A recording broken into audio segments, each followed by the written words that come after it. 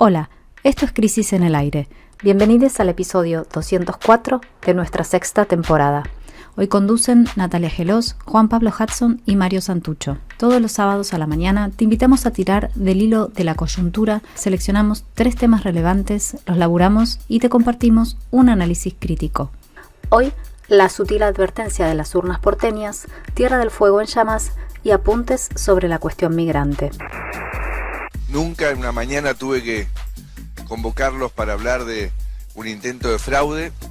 Ahora es un intento de fraude digital.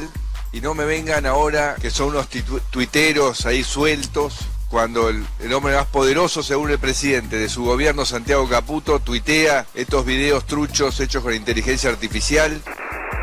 Y lo que quiere, creo que es despoblar la isla para que facilitarle al extranjero que la habite. Y nosotros somos argentinos y la vamos a defender. El derecho de seguir trabajando, de seguir viviendo en Tierra del Fuego, ¿no? Esto también se defiende. Seguramente, con todo el corazón, con el alma, con la vida se defiende. Argentina no será tierra fértil para la llegada de los delincuentes. Los inmigrantes ilegales, residentes transitorios y temporales deberán pagar por los servicios de salud. En este sentido, también van a ser más severos los requisitos para obtener la residencia permanente y la ciudadanía argentina. En el primer bloque de Crisis en el Aire, analizamos las elecciones en la capital federal y hacemos zoom en la gran masa de porteños que no fueron a votar. Las elecciones del pasado domingo en la ciudad de Buenos Aires dejaron mucha tela para cortar y en este primer bloque de Crisis en el Aire vamos a detenernos a analizar los principales significados que dejó este comicio. Los dos más relevantes, ¿cuáles son? Uno, la victoria libertaria, que significa un logro político de gran magnitud para la ultraderecha, pero otro, el segundo punto, es la abstención electoral, que ya es la novedad más llamativa y más enigmática de este año, podríamos decir. Así que vamos a meternos primero de lleno con los números y a plantear a partir de ellos hipótesis políticas sobre lo que está emergiendo aquí, ahora, en esta parte del mundo. Primero vamos por los resultados ya conocidos. La Libertad Avanza, con Manuel Adorni como candidato, salió primero con el 30,13%, lo que no es ni siquiera un tercio de quienes fueron a votar, o sea que no es tanto, pero que en este contexto de fragmentación extrema le alcanzó para ganar en este cuadro. Segundo se ubicó el peronismo, con Leandro Santoro a la cabeza, con el 27,35%. Tercero el oficialismo porteño, el PRO, con la candidata Silvia López-Nato, que sacó el 15,9%. Cuarto, Volvamos Buenos Aires, la lista del exalcalde Horacio Rodríguez Larreta, que sacó un 8%. Y quinta, la izquierda trotskista, con el 3,1%. Hasta ahí los que entraron a la legislatura. Las 12 listas restantes se quedaron afuera de esta carrera. Así es, Nati, hay un querido poeta que tiene una gran frase, una frase además que es medio tremenda. Dice así: lo más terrible se aprende enseguida y lo hermoso nos cuesta la vida. Bueno, lo que este domingo vimos, y no tiene sentido fingir demencia, es un gran triunfo de la ultraderecha, o sea, lo más terrible. Como era sabido, lo más importante que se jugaba en esta elección era la interna de la derecha argentina. Y los libertarios terminaron de doblegar al macrismo en su principal distrito, lo duplicaron en votos, lo relegaron al tercer lugar y le robaron la base de sustentación electoral. Game over para el macrismo, me da la sensación. Este desenlace tiene, por ese motivo, un significado nacional obvio. O sea, lo que se está jugando es precisamente cómo se va a recomponer la derecha, y el resultado electoral en la ciudad de Buenos Aires dio una señal muy importante en ese sentido. Esa señal además ya está derramando de alguna manera hacia la provincia de Buenos Aires, donde se vota en septiembre y está en juego la unidad entre los libertarios y el PRO, que claramente va a ser favorable y conducida a partir de ahora por la ultraderecha. Además, tiene otro efecto. El éxito de los Milei en la capital federal les brinda un elemento más de consolidación en el gobierno. Y lo aprovechan, como hemos visto durante todos estos días, con una batería de medidas antipopulares que pasan casi sin resistencia. Diariamente vemos el boletín oficial, una y otra avanzada sin... Como trompada de locos, se dice en el campo. Sí. Bueno, pero pasemos al otro dato destacado, el más representativo, como decías antes, Nati, es que solo votó el 53% del padrón electoral. Un récord absoluto de abstencionismo en la capital federal. Los que no fueron a votar son, por amplio margen, la primera minoría. Y si sumamos a esa abstención de más del 46%, el 2% de quienes votaron en blanco o impugnaron, los electores que no eligieron a ninguna oferta o que las rechazaron a todas, se acercan a la mitad exacta del padrón. Aquí lo reflejamos en episodios anteriores. Se trata de una tendencia que puede verificarse en todos los comicios provinciales que tuvieron lugar este año. Fueron 5, o sea, el de la Ciudad de Buenos Aires fue el 6º. Y sin embargo, en la capital federal fue algo realmente notable. ¿Por qué la gente está dejando de votar? ¿Qué podemos leer en ese comportamiento? Le pedimos al amigo Martín Rodríguez, gran poeta y siempre lúcido analista político, que nos comparta su impresión sobre lo que está en juego en esta apatía o indiferencia, y nos envió el audio que vamos a escuchar ahora. Es genial la abstención porque es como para lo que nadie estaba preparado, ¿no? Como hasta un voto bronca, que significa como una especie de señal de autor, ¿no? De la ciudadanía, tipo, me levanto, pongo una feta de salame, la pongo en un sobre, lo llevo, no sé, o escribo una carta al presidente de la mesa, ¿no? Del 2001 y como la bronca por mano propia que significaba votar así, ¿no? Y esperar además como una especie de viralización precámbrica, ¿no? Porque ante las redes sociales solo implicaba que algún cronista boludo se entere por un fiscal, por el fiscal de un partido, o por un ciudadano que fue a fiscalizar y le diga, mirá lo que me tocó en mi mesa, y le muestre el coso, ¿no? Esto es una cosa como que de repente se fugó, una especie de fuga, ¿no? Fuga de Alcatraz de la grieta. Y me gusta porque es como, bueno, no tiene mucho para decirse. ¿Qué puedes decir? Pasó en Capital, fue pasando en las provincias y no sabemos qué es y cuánto va a durar. Uno lo nombra para decir algo, ¿no? Y la parte graciosa sería imaginar que justamente esa salida de los votos es como deja un poco a Milei del lado de adentro del sistema político, ¿no? O sea, muestra una fuera de la fuera. Aunque yo creo que en el gobierno también celebran, ¿no? O sea, en el gobierno dicen, bueno, tenemos un 30% de votos porteños, una ciudad que no era tan afín, podemos comer mucho de los votos de los penatos y el macrismo residual y bla, bla. Y también logramos más desafectación, si es que existe la palabra, de la gente con la política, ¿no? Es como que construyen un microclima tóxico que funciona para mucha gente como las redes sociales politizadas, ¿no? Tipo, no, ni entres. Bueno, no entres a Twitter, bueno, no votes, no vayas a votar, está todo tomado por la inteligencia artificial, la operación, la fake news y todo eso.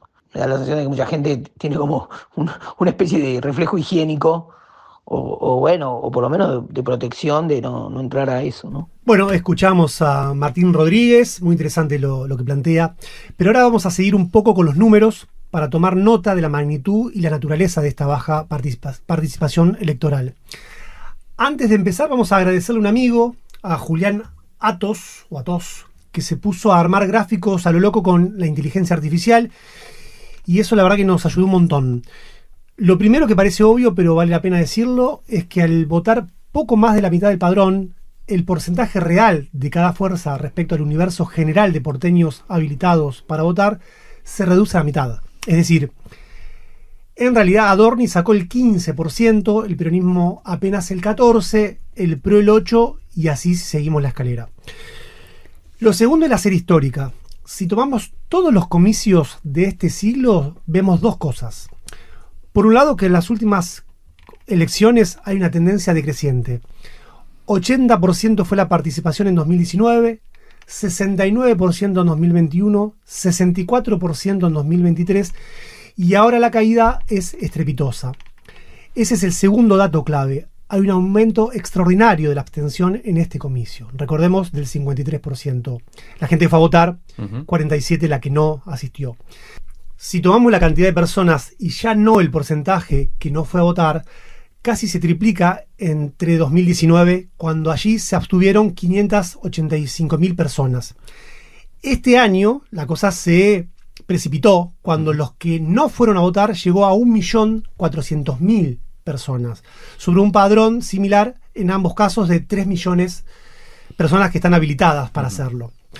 El tercer elemento, las comunas donde más ausentismo ocurrió en el sur, donde a grosso modo la población tiene menos recursos. En las comunas del norte, las más prósperas, podemos decir, de la 11 a la 15, los niveles de participación superaron al promedio, alcanzando hasta un 75% en la comuna 15. Mientras que en las comunas del sur, de la 3 a la 9, los niveles de participación fueron más bajos, apenas superaron el 50%. Y también hubo una distribución geográfica bastante clara en cuanto al color político. Para resumir, podríamos decir que en las zonas de menores ingresos hubo alta abstención y un peronismo más fuerte, mientras que en las zonas de clase media y alta la participación mejora y la ultraderecha lidera. Le pedimos a Charly Fernández, referente del FOL en la Ciudad de Buenos Aires, una organización popular que conoce bien los barrios del sur, qué está percibiendo él en esta indiferencia social respecto a las elecciones, y nos envió el siguiente audio. La impresión que nos dejó a nosotros estas elecciones, así como un primer análisis, es que evidentemente un sector de los vecinos de los barrios populares que en las elecciones anteriores habían optado por Milei con esta idea disruptiva, con esta idea de romper con la casta, de romper con todo, e incluso depositando la esperanza de que eso genere algún cambio en su situación. Hoy se fue transformando en la baja participación, en menos esperanza, en cierta desilusión. Obviamente esto no es al 100%, pero sí la idea también de unas elecciones legislativas que aparte es difícil también percibir cómo eso te impacta en tu vida, en tu cotidianidad. Creemos nosotros que hizo que una gran cantidad de vecinos y vecinas de los barrios de la ciudad, de los barrios populares, no hayan ido a votar o no le hayan puesto interés. Ahora, en todo caso, la discusión que se abre con eso es, esa gente evidentemente hoy no está apostando tampoco a una alternativa colectiva ante ese rechazo. Hay el fenómeno de la individualización, de la fragmentación adentro de los barrios y en toda la clase popular y trabajadoras es evidente. Lo que, no queda claro el sentido que va a terminar tomando eso. Sí, como otro signo que nosotros vimos, donde nos parece que toda la política no le habló, no visibilizó la composición de los barrios populares de la ciudad, es la cuestión del migrante, ¿no? No hubo campaña enfocada en discutirle a los migrantes, sobre todo en este momento que el gobierno está avanzando en distintos planos, desde deportaciones hasta casos de chicos que no los están atendiendo, como el caso en el Garrahan, no dándole la medicación a niños enfermos. Y eso con la particularidad de cómo se incorporaron al padrón, no hubo, por lo menos desde el progresismo de la izquierda, campañas que estuvieran apuntalando esa crítica o esa discusión. Entendemos que hay que terminar de ver cuál es el sentido de esa baja de participación, si es una cuestión puramente negativa y que se va derechizando, o una perspectiva donde hay una posibilidad también de que disputemos un contrasentido a eso. Bien, escuchábamos recién a Charly Fernández del FOL, y ahí él decía algo bien interesante, así que vamos a hacer doble clic en esa idea, que es esta: nadie le habló a los migrantes en esta elección. Hay dos cosas para tener en cuenta en esa idea. Dijimos que el padrón capitalino es de poco más de 3 millones de electores habilitados, de los cuales 2,5 millones son argentinos y 500,000 son migrantes. Uh-huh. ¿Esto qué quiere decir? Que casi el 17% del padrón está compuesto por extranjeros. Ahora bien, la participación de los migrantes en el comicio fue de apenas el 14,7%, mientras que entre los argentinos la participación fue del 61%. Ahí vemos esa diferencia, ¿no? La influencia del ausentismo migrante en la no participación general fue fundamental para empezar a entender cómo se arma todo esto. Y hay algo más desconcertante. Entre los 77.000 migrantes que sí votaron, la primera minoría fueron los libertarios. Una fuerza que es xenófoba y que sacó más de 30.000 votos. Esto es casi el 40% entre los extranjeros que votaron. Uh-huh. Santoro, por su parte, salió segundo con 20.000 votos que representan el 27%. O sea, Santoro sacó más o menos lo mismo entre los migrantes que entre los argentinos. Sí. Que en general, mientras que Adorni mejoró su votación entre los migrantes que en la votación general. Exacto, un 10%. Uh-huh. Lo que se percibe ahí quizá algo más subterráneo, pero decisivo, es la hegemonía de la ultraderecha que se está empezando a palpar también en las narrativas del progresismo y de la izquierda, que parecen no querer tocar temas como los de la migración, porque según los cálculos del marketing, las estrategias de campaña, eso podría quitarles votos. Uh-huh. Lo que resulta es que no solo pierden las elecciones, sino que además desprecian a su propia fuerza y de ahí, ya sabemos, no se vuelve. En el tercer bloque de este podcast, nuestra nueva compañera del colectivo, Melissa Rabanales, va a ir por una tangente que va en este sentido, así que ya vamos a escuchar un poco más sobre esto, luego del primero y el segundo bloque, quédense ahí para escuchar. Pero ahora metámonos con otro tema que estuvimos siguiendo desde la revista, que es la propuesta de la oposición peronista. En el último número de Crisis, que acaba de salir, al cual se pueden suscribir, además pidiéndolo a nuestra web, revistacrisis.com.ar. Está por acabar, así que no... Apúrense. No se duerman. Exacto. Igual queda lo digital también. Sí. O sea que tampoco se desanimen, pero apúrense. Publicamos un perfil que está muy bueno sobre el llamado ingeniero de la casta porteña. Hablamos de Juan Manuel Olmos, que fue escrito por la periodista Gabriela Vulcano. Y a partir de esa investigación, ella habló con varios de los principales dirigentes del distrito y también con el propio Olmos, que es el armador de la lista del peronismo en la capital. Entonces le pedimos a ella, a Gaby Vulcano, que nos cuente cómo lee el resultado de esta elección y nos compartió entonces el análisis que ahora escuchamos. Los resultados de la elección en la ciudad de Buenos Aires fueron menos favorables de lo que esperaban en el peronismo porteño.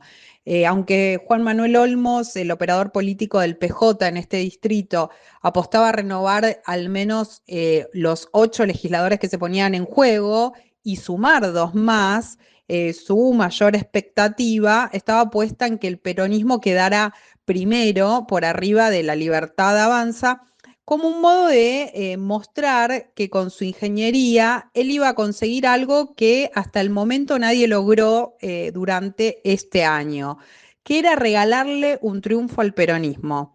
Pero además, si hacía una mejor elección, él mismo, que estaba en el puesto 11, podía entrar a la legislatura y hasta convertirse en el vicepresidente primero, lo que lo iba a ayudar a tener un poder mayor al que ya tiene en el vínculo con el gobierno de Jorge Macri.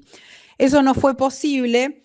Igualmente, el macrismo va a necesitar de él para gobernar estos 2 años y medio que le quedan por delante. Y mucho más después, porque los libertarios quedaron fortalecidos con el triunfo de Adorni. ¿Qué va a pasar en 2027? Esa es la gran pregunta. ¿Qué va a pasar con el peronismo? Olmos ya tiene un plan y su idea es armar una coalición con otros espacios políticos, con la figura de Horacio Rodríguez Larreta, con la Unión Cívica Radical de la mano de Martín Lustó, pero siempre pensando en que va a ser el peronismo el que conduzca. Siempre también evaluando la posibilidad de que sea un peronismo deskirchnerizado, como lo hizo en estas elecciones. Puede ser con la figura de Leandro Santoro, también puede ser con Matías Lamens, dependerá de cómo quede cada uno posicionado en el 2027. La pregunta que surge es si los libertarios se asientan en la ciudad de Buenos Aires y se quedan con todo el electorado del PRO, hasta qué punto al peronismo le va a convenir moderarse como pretende Olmos, o va en realidad a necesitar extremar el discurso como la contracara de La Libertad Avanza de Javier Milei. Bueno, escuchamos a Gaby Vulcano. Queremos referirnos a otro episodio muy relevante, que fue el uso que hizo la ultraderecha de la inteligencia artificial para descalificar al PRO, para pudrirla en las horas previas. Recordarán el video con un Macri fake que circuló mucho. Y teníamos algunas conclusiones parciales, pero que nos parecía importante compartir. La primera es que este tipo de operaciones con inteligencia artificial van a ser moneda corriente e incluso todo indica que se radicalizarán en las elecciones que se vienen este año. Lo segundo es la impotencia total de la casta política, en este caso el PRO, su sistema de medios y la justicia afín. La cara demacrada de Macri en la mañana de las elecciones fue muy elocuente Y también que el video siga vivito y coleando en las redes es otro índice. Milei lo resumió perfectamente cuando dijo: Macri está hecho un llorón, está muy de cristal. Esto podría ser también un resumen más general del sistema político hoy. Tercero, la política tradicional observa perpleja el tipo de sujeto que está detrás de estas operaciones. No sabe bien cómo leerlo. El desafío es complejo para cuando tus denuncias, como pasó con el PRO, pero también como nos suele pasar a veces a nosotros mismos, estas denuncias terminan empoderando al denunciado. No solo nadie se retractó por parte de la ultraderecha, sino que se ufanaron en público de haberlo hecho. Esto es muy contracorriente, ¿no? El gran desafío sería salirnos de dos modos de reaccionar, que son los habituales. Uno es la escandalización denuncista, defensora de las instituciones democráticas, es lo que inventó el PRO. Y la otra es una fascinación por estos nuevos fierros digitales que yo creo que en el fondo se desean utilizar como un espejo. El quilombo es que la ultraderecha no es que sabe usarlos, sino que son en buena medida esos fierros digitales, ¿no? Esos modos de ataque. No hay ninguna relación de exterioridad con estos usos. De allí la tremenda eficacia que tienen y la confusión que nos generan a la hora de denunciarlos. Sí, y es para seguir de cerca esto porque evidentemente va a aparecer con mucha fuerza en los próximos comicios también, ¿no? Se mostró mucha pericia, incluso técnica también, en la realización de este video, o sea que, y como decís, le salió bien, con lo cual van a empezar a utilizarlo. Y dejo una pregunta para ir cerrando el bloque, también sobre la relación entre la ultraderecha y lo que uno podría llamar la democracia, ¿no? Porque Macri denunció fraude digital, así lo dijo, como decís, sin ningún efecto. Y la pregunta es, entonces, ¿cómo hacer sin caer? O sea, defender la lógica democrática sin caer en una especie de apelación abstracta, ¿no? A la pertenencia democrática. En fin, es un tema, como venimos diciendo, muy difícil de pensar, pero que tenemos que poner en el centro, porque cuando nos acordemos vamos a estar ya, o ya estamos, si no estamos ya en otra pantalla, ¿no? Algunos elementos también de cierre para tomar nota, digamos, de lo sucedido en la elección. Hay algo que nosotros un poco sentimos y compartimos durante estas semanas. No quisimos expresarlo de una manera tan clara porque también qué sentido tiene, uno dice a veces, pero es evidente que el resultado del peronismo que mantiene y que además sí, como que fue extremadamente conservador, ¿no? Sí. Se esperaba durante todas las semanas previas, las encuestas, incluso la mayoría de las encuestas decían, y desde el peronismo se esperaba un triunfo, que no fue. Igual se terminó festejando desde algunos de sus dirigentes que salieron a los medios, pero también en los circuitos más paralelos que uno conoce y demás, diciendo que se conservó más o menos el electorado que se tenía, que no se retrocedió más, que se sacaron más legisladores, cuando todo el mundo sabe que la legislatura no tiene mucho sentido. Y no se toma nota, me parece, de esa especie de como de cuestión inercial que hace que, por ejemplo, el principal armador, que es Juan Manuel Olmos, haya sido también el principal armador durante toda su vida política de Alberto Fernández, o buena parte de ella. O sea, Olmos sigue manejando el PJ porteño y es un albertista de la primera hora, y que el principal candidato del peronismo en la capital sea también un ferviente albertista, como Santoro, ¿no? Entonces, la sensación que uno tiene, y ahí también mucha gente... La pregunta es, bueno, esa gente que no va a votar, ¿no hay también gente que no está para nada entusiasmada, que quisiera votar algo diferente, digamos, al macrismo y a la Libertad Avanza, pero la verdad que capaz que no aparece algo que lo entusiasme realmente? Bueno, si se sigue con las mismas herramientas es muy difícil lograr resultados distintos, ¿no? Uno de los festejos, uno de los argumentos que se escuchó desde el peronismo para festejar de alguna manera el resultado, que yo creo que es otro de los datos, no lo hemos mencionado hasta ahora, mencionémoslo así nomás, es efectivamente la destrucción del PRO, ¿no? Y por lo tanto de una hegemonía que venía de varios quinquenios en la Ciudad de Buenos Aires, varios gobiernos. 20 elecciones seguidas. 20 elecciones seguidas, no es menor que una fuerza como el PRO se destruya. Entonces, evidentemente, algo va a cambiar en la Ciudad de Buenos Aires.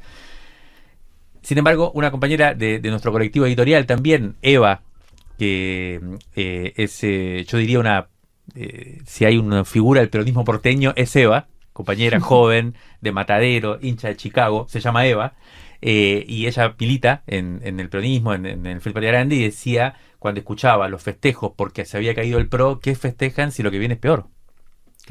Y es muy razonable. Y la gran pregunta es por qué la destrucción del PRO no habilitó el crecimiento del peronismo. Esa es la gran pregunta que nos tiene que dejar. O sea, supuestamente el peronismo es la oposición que se prepara para hacer una alternancia. No, lo que viene para desplazar el PRO es más de derecha, es más nefasto que el PRO todavía. Entonces, es raro el festejo que hay. Una breve corrección. 18 elecciones y 20 años de triunfo del PRO. Ok. Un datito más también, las elecciones de Moreno y de Abal Medina dentro del peronismo, que no tuvieron ningún tipo de importancia. Me parece importante mencionar lo de Moreno. Moreno, digamos, acá, por lo menos en la Ciudad de Buenos Aires, no sé si pasa en todo el país, los últimos años, el último año parecería ser que es la próxima esperanza del peronismo, parecería que arrasa, todo el mundo le pronostica grandes elecciones, sobre todo en los streams del mundo porteño, que están fascinados con Moreno, y de repente el tipo no pasa, o sea, en este caso sacó el 2%, no llega a la legislatura, bueno, en este caso Kim, ¿no?, que era su candidato, no logra despegar. Es un fenómeno evidentemente de unos sectores, unos burbujas, digamos, hiperperonistas que quieren volver al 45, a no sé dónde.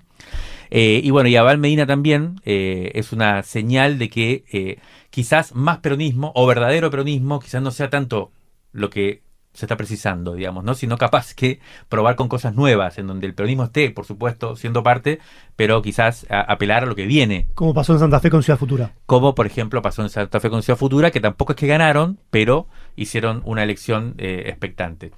Después, la gran pregunta que queda, la dejamos planteada, ya estuvimos tratando de entender, pero los significados de la abstención, ese silencio que aparece con mucha fuerza y que básicamente uno podría decir que tiene dos posibles destinos. Uno es ir hacia un sistema político en donde ya esté naturalizado que vota la mitad de la gente, o menos. Como puede ser Perú, como puede ser Chile, es lo que viene pasando hace mucho. Ahora Chile el voto se convirtió en obligatorio, pero hasta hace poco era voluntario y la gente no votaba menos, o sea, votaba siempre menos de la mitad de la población. Yo creo que es lo que quiere la Libertad Avanza. Eso es funcional a la estrategia de la Libertad Avanza, y esto también es preocupante. Gana la elección, en una elección que además vota poca gente, que es lo que quiere la Libertad Avanza, y eso es muy interesante de entender, porque la Libertad Avanza no quiere generar una mayoría del 50% más uno, quiere radicalizarse, quiere mantenerse radicalizada, y por lo tanto quiere una base de sustentación no tan grande, pero intensa. Con el 30% le alcanza, en este caso con el 15% del padrón electoral le alcanzó para ganar la elección. O el otro sendero posible es que se esté generando un tipo de descontento que no estamos entendiendo, que no vamos a entender tan rápidamente, que no tenemos que ponerle respuestas rápidas, entre otras cosas porque las formas que tenemos de entender y de leer el malestar, digamos, social, quizás no estén sirviendo. Pero hay un pequeño dato que me gustaría cerrar con esto, que es que hay, por supuesto, una gran porción de gente que es antipolítica facha. El típico que te dice, los políticos no sirven para nada, que vuelvan los militares, ¿no? Eso lo hemos escuchado durante muchos años, y es esa gente creo que no está dentro del 50% que no fue a votar. Creo que es lo que votan a la Libertad Avanza. Con lo cual me parece que la antipolítica más facha quizás esté representada hoy, y tenga quien votar. Entonces este 50% incluso no aloja a esta típica antipolítica, con lo cual ese rechazo creciente que parece haber a todo el sistema político, y que puede llegar a tomar como referencia principal también a la ultraderecha, que ahora gobierna y no soluciona los problemas, y la gente va a decir estos son peores, no es menor el hecho de que la menor cantidad de votos fuera en los barrios pobres, donde se votó masivamente a Milei en la última elección. Quizás haya mucha gente en los barrios populares que lo votó a Milei porque vio que era una alternativa antisistema, podríamos decir, y que hoy dice, bueno, es más de lo mismo.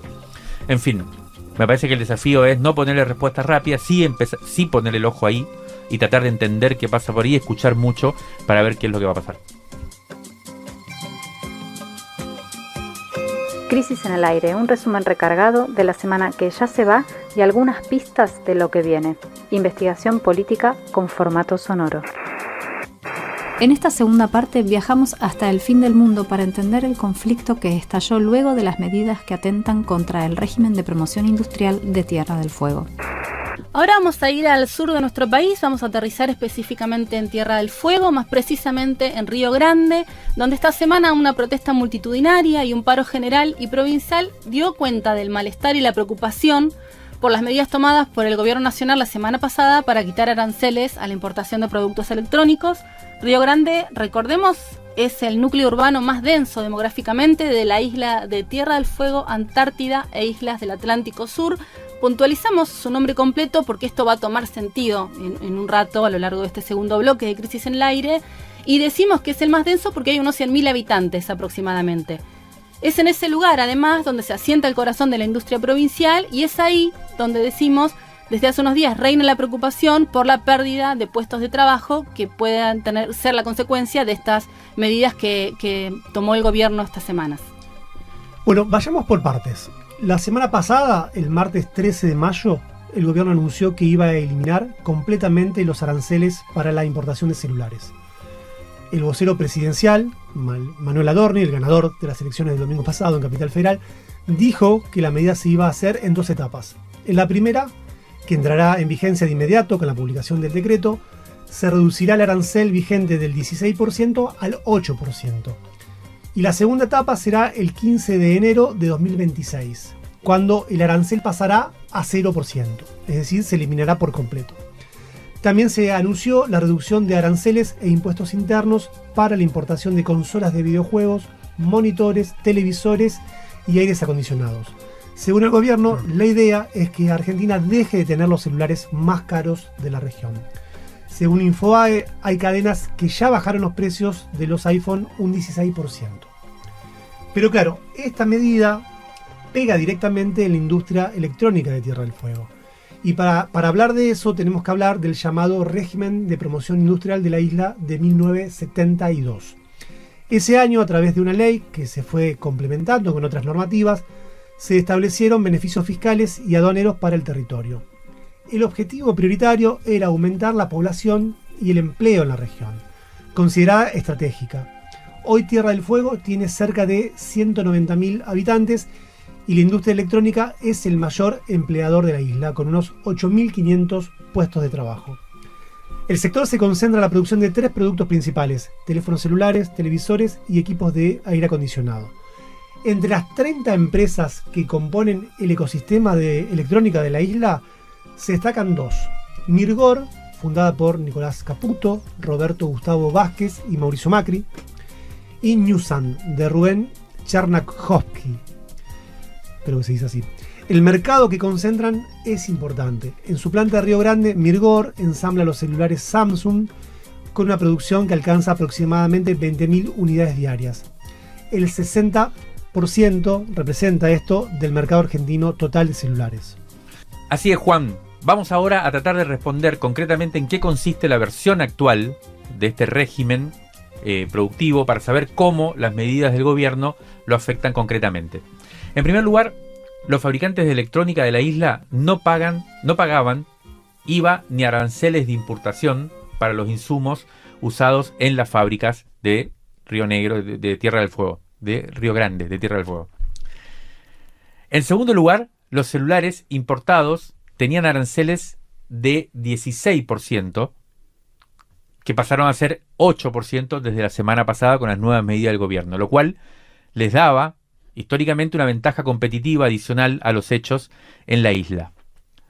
Y finalmente, además de los aranceles que tenían los productos que se importaban, habían otros impuestos internos a celulares, aire acondicionados y televisores que ahora también fueron bajados por el gobierno nacional. Estos impuestos lo pagan los productos nacionales e importados, pero los fabricados en el país pagan un monto menor. Existen numerosas críticas que se le hacen al régimen, a este régimen de producción, entre las cuales prevalecen 2. Una, lo que dice es que de esta manera se encarece la electrónica importada en todo el país, y por lo tanto para los consumidores es más caro, son más caros estos productos. Y la otra es que realmente las fábricas en Río Negro y Ushuaia no agregan tecnología, o sea, solo ensamblan.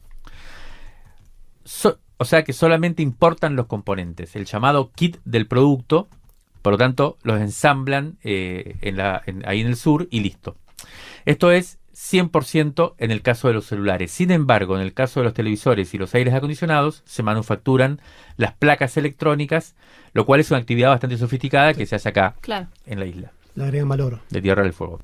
Antes de meternos de lleno, o sea, es un esa tema... es la crítica que se hace cuando Sí. se le baja el precio de lo que hacen allá, ¿no? Sí. O sea, acá hay una crítica que es efectiva y también hay que matizar y ver que si tiene sentido defender algo, cómo y para qué.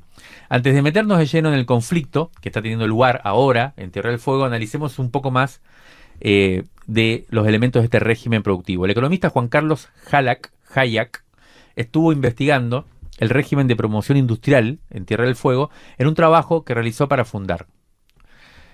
Sacaron una serie de 3 publicaciones que no solo hacen un diagnóstico del modelo, sino que también presentaron propuestas para transformarlo. Le pedimos que nos hiciera un resumen de sus hallazgos y nos mandó el siguiente audio. El costo fiscal, lo que no recauda el gobierno por tener estas exenciones, lo calculamos en un estudio que hicimos con Fundar, donde me invitaron a codirigir el estudio y nos tomamos mucho tiempo en estudiar bien el subrégimen industrial, es de más de $1.000 millones por año.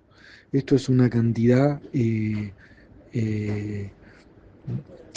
para dimensionarlo es más de 2 veces el presupuesto del CONICET, es más que el presupuesto de ciencia y tecnología, cuando todavía ese presupuesto incluía los aportes a los proyectos de investigación.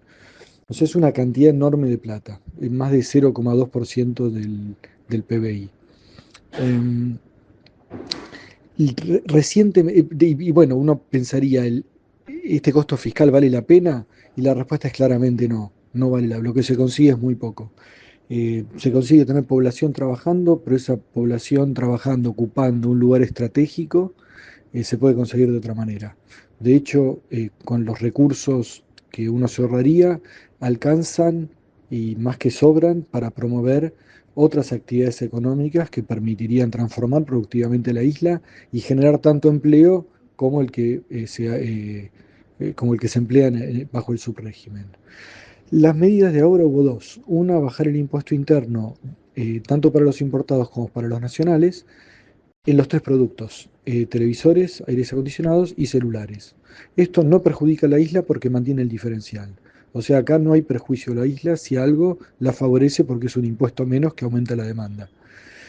La otra medida es bajar el arancel de importación solo a los celulares, que eso sí le pondría más competencia del producto importado a lo que se hace en la isla. Según nuestras estimaciones, mantendría la competitividad de la isla, todavía tienen margen para poder competir con esto. Claramente van a perder un poco de participación de mercado, pero de ninguna manera va a generar una crisis del empleo en la isla. Puede generar alguna pérdida de empleo, pero nada fuera de magnitud en relación a las subidas y bajadas que hay con recesiones y expansiones de la actividad. En el timing no es malo porque este es un momento de expansión de la actividad donde está subiendo fuertemente la demanda de celulares porque la actividad se está expandiendo y por el aumento del crédito.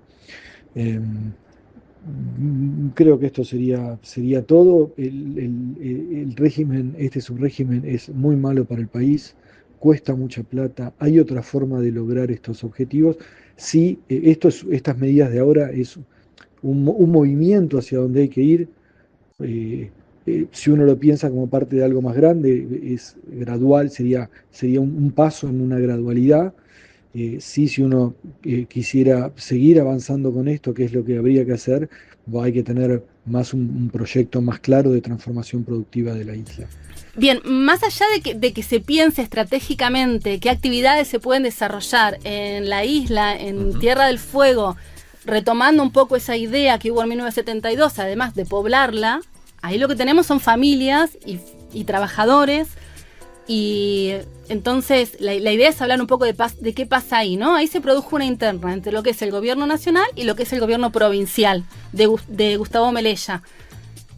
Federico Sturzenegger en estos días estaba diciendo Tierra del Fuego tiene que ser un parque de diversiones mundial, tiene todo para hacerlo y que las fábricas le degradan el paisaje. Eso era lo que se decía del gobierno, o sea que para entender también en qué lógica se piensa esto, que no es ver, bueno, cómo pensamos en una propuesta de modelo diferente, ¿no? Melella, por su parte, instaba al gobierno nacional a proteger los puestos de trabajo y además a los dueños de las fábricas y a los sindicatos a hacer lo mismo con el objetivo principal justamente de salvaguardar esos empleos.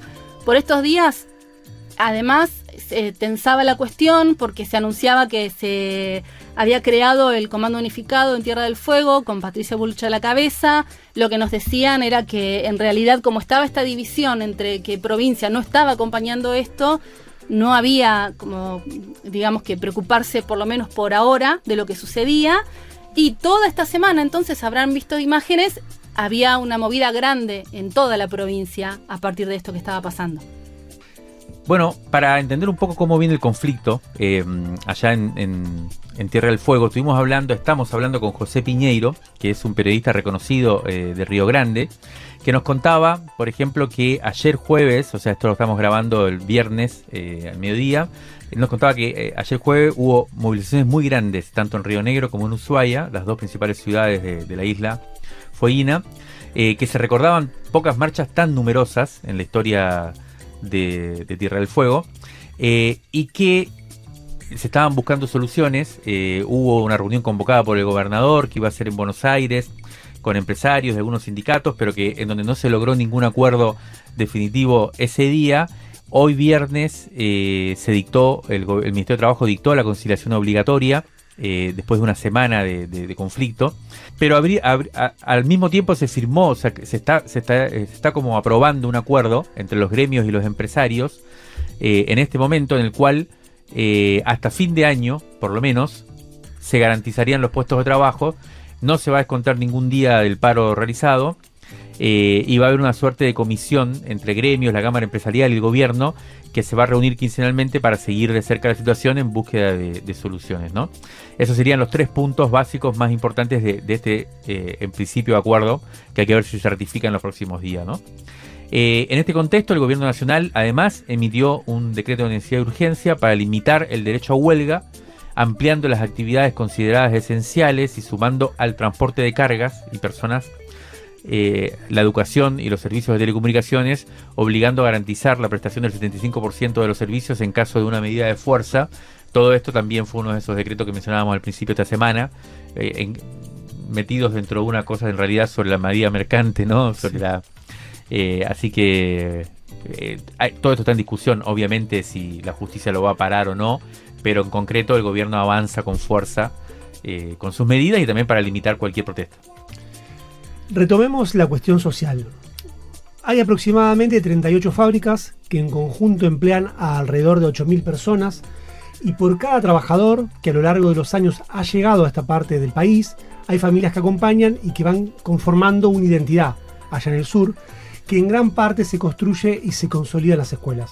Justamente desde una de esas escuelas, en Río Grande, vamos a escuchar ahora a Natalia Argarañaz, que desde las aulas Fueguinas nos envía estas impresiones que viene compartiendo con las familias de esos trabajadores.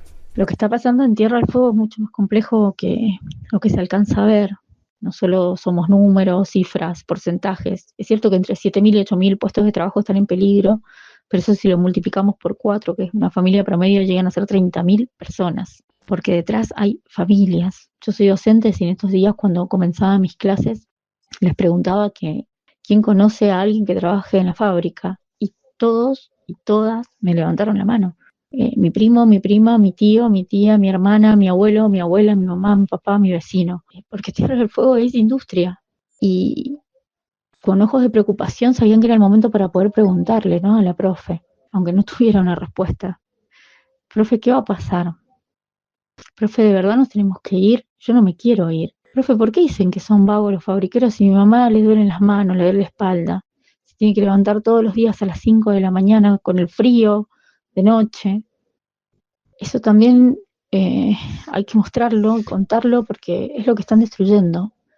Cientos de juventudes y adolescencias que realmente son hijos de la industria, son hijos de migrantes, son hijos de este territorio, porque tienen sentimiento de pertenencia, de identidad. Porque a pesar de que somos migrantes, hijos de una ley que quería poblar este territorio y que se logró, también amamos a este territorio, compartimos una historia y queremos seguir defendiéndolo y defender a ese futuro que son estos adolescentes y estos jóvenes que no tienen por qué tener miedo ni creer que no hay estabilidad en su territorio. Y es eso también lo que se está destruyendo y no vamos a dejar que lo destruyan. A Natalia la conocimos en un encuentro que hubo hace unos días en Mar del Plata, donde había diferentes comunidades costeras que se reunían a pensar los conflictos también diferentes que pasan justamente en todas esas ciudades que están cerca del mar. En todo el país eso es una larga lista de poblaciones que enfrentan justamente escenarios distintos. Pero si ampliamos un poco para tratar de ver en qué contexto se da esto también, ¿no? Decíamos lo de ver el nombre completo de la provincia y es Tierra del Fuego, Antártida e Islas del Atlántico Sur. Lo empezamos a pensar y a mirar con una perspectiva ya más geopolítica. Entonces, en este sentido, lo que queríamos hacer para terminar este bloque era justamente eso, ponerlo en el mapa, recordar algo que estuvimos siguiendo desde este programa también, que fue la visita del Comando Sur a esta provincia, para pensar en las bases, en una base en conjunto con Estados Unidos. Digo, hay ciertas cuestiones que cuando ampliamos más allá de lo local, que el interés por esta zona es más grande, tiene otros sentidos y por eso vale la pena mirar y seguir observando qué es lo que sucede en los conflictos en el sur del sur.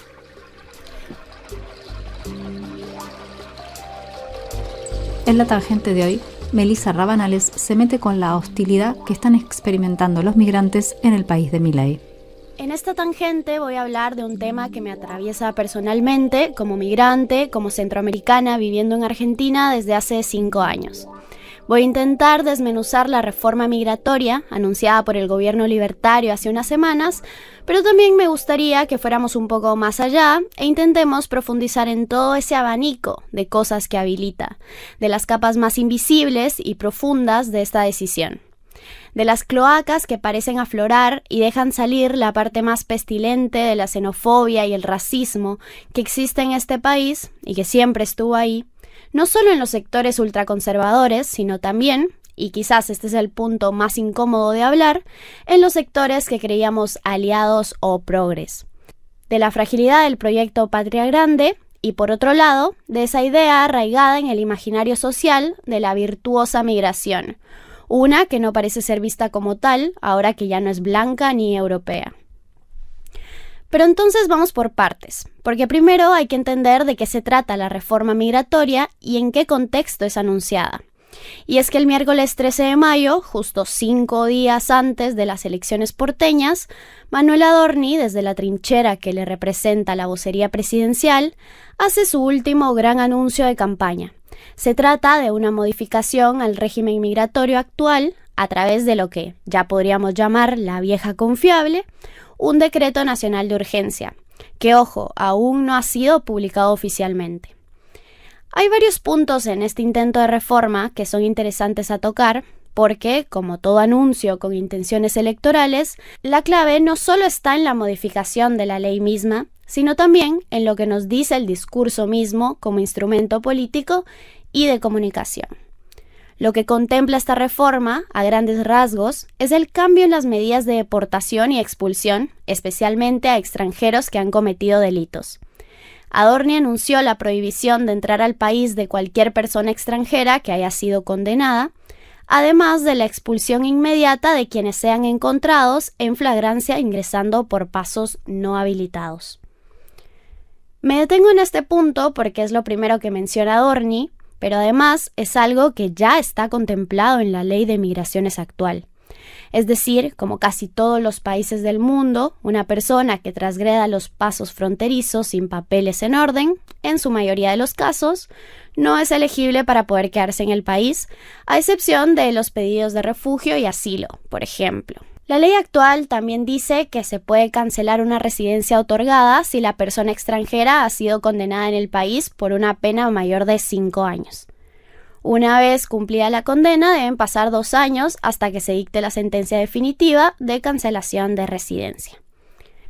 Entonces, lo que el gobierno pretende, así como también lo quiso hacer Macri con un DNU en 2017, que después fue declarado como inconstitucional, es acortar esos plazos, pero también abre la posibilidad a que se pueda expulsar extranjeros por delitos menores o cometidos en flagrancia. Un robo de una bici, de un celular, posesión en pequeñas cantidades de marihuana, por ejemplo. Y ojo aquí porque usualmente en los delitos de flagrancia pesa mucho la declaración de la policía en las sentencias, ¿no? Y bueno, ahí podemos entrar a otro terreno sobre lo peligroso que es esto y lo cuestionable que sabemos que ha sido la policía en cientos de casos con los falsos testimonios, implantación de pruebas y las detenciones por perfilamientos raciales.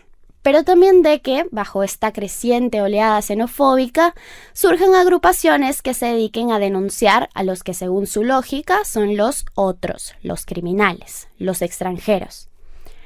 Pero bueno, sigamos con los cambios. Adorni también anunció lo que unas provincias ya venían haciendo, que es la obligatoriedad de que todos los residentes transitorios y temporales paguen por los servicios de salud. Para esto es importante saber quiénes son los residentes temporales. Estudiantes que no han terminado de cumplir su plazo en el país para optar a una residencia permanente, científicos, trabajadores temporales y toda una categoría de personas, principalmente de países no Mercosur, que en muchos casos sí trabajan, tributan y demás. Además, habilitó a las universidades nacionales a cobrar sus servicios. Por último, anunció ser más severo con los requisitos para obtener la residencia permanente y la ciudadanía argentina.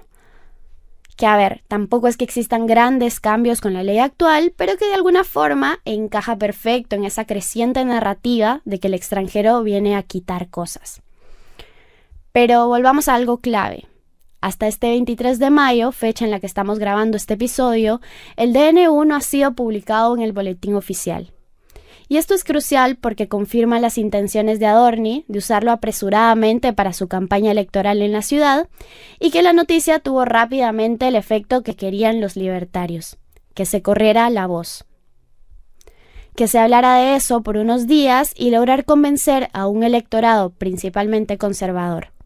Además de afianzar la idea de que se están cumpliendo lo prometido y que todo marcha conforme al plan. Una estrategia nada nueva en los discursos ultraconservadores del mundo entero. La instauración de un enemigo, o de varios, entre ellos los extranjeros, periodistas, feministas, activistas, la izquierda, y de una guerra medio inventada que hay que librar.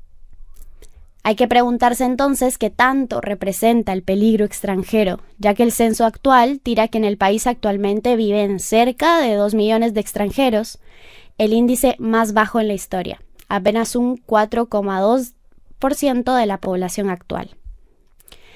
Y si suenan las campanas es porque en realidad es que es una copia calculada de lo que está haciendo Trump en Estados Unidos.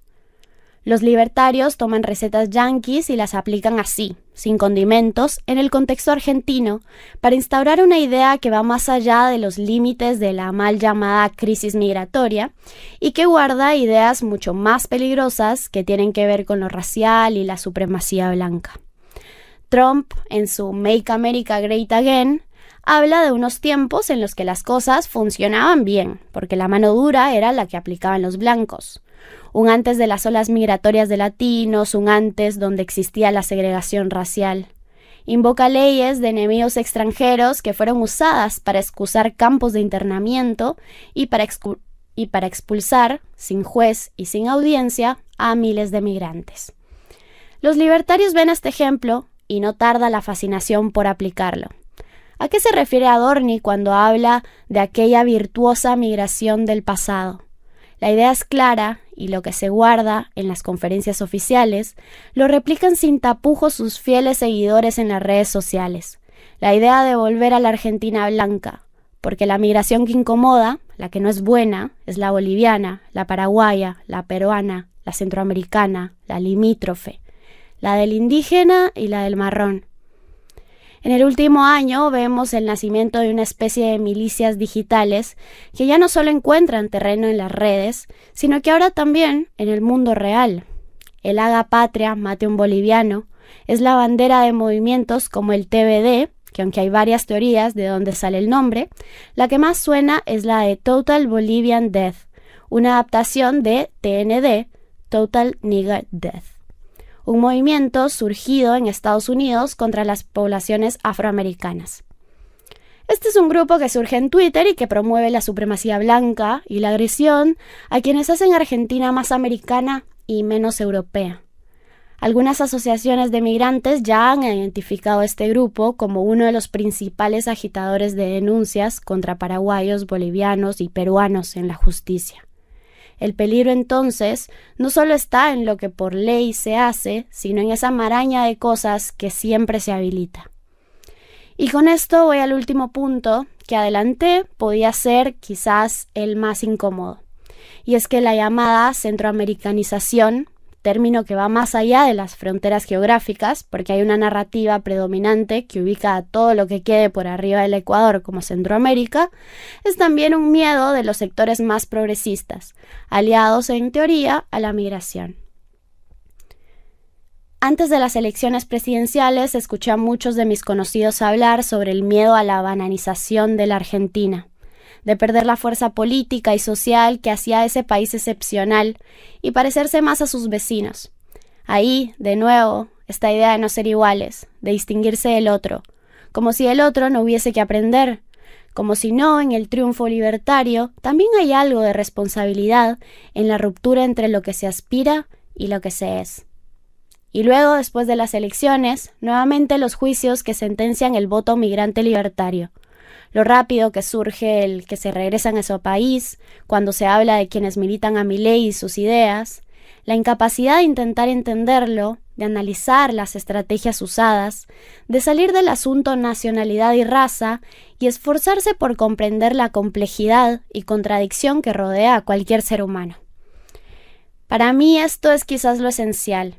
Hay un tejido que está roto, y creo que lo que converge la ultraderecha con los sectores más progresistas es pensar que el único migrante aceptado es aquel que en sus parámetros cumple con la cuota perfecta de bondad. La vieja teoría de la víctima perfecta, del migrante ideal, el que por un lado no roba, no mata, y por otro tampoco elige a sus verdugos.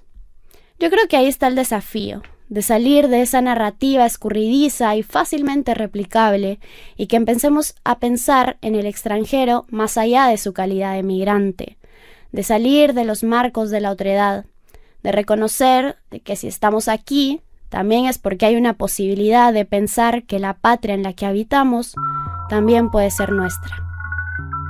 Esto fue Crisis en el Aire, un podcast de la revista Crisis conducido por Natalia Gelos, Juan Pablo Hudson y Mario Santucho. Facundo Iglesia y Nico Perrupato trabajaron en la producción periodística. La ilustración es de Brenda Greco, yo soy Flor Badaraco y Ale de Masi editó el episodio. Grabamos en los estudios de FM La Tribu. Antes de irnos, una invitación. Este viernes 30 de mayo, a partir de las 18 horas, presentamos el nuevo número de la revista Crisis en el JJ Circuito Cultural, Jean Jaurès 347, Barrio del Abasto, Ciudad de Buenos Aires. Si andás por estos pagos, no te la pierdas. Va a estar el colectivo editorial, invitados súper especiales y un clima de intimidad política para pensar en serio. Chau, hasta la semana que viene.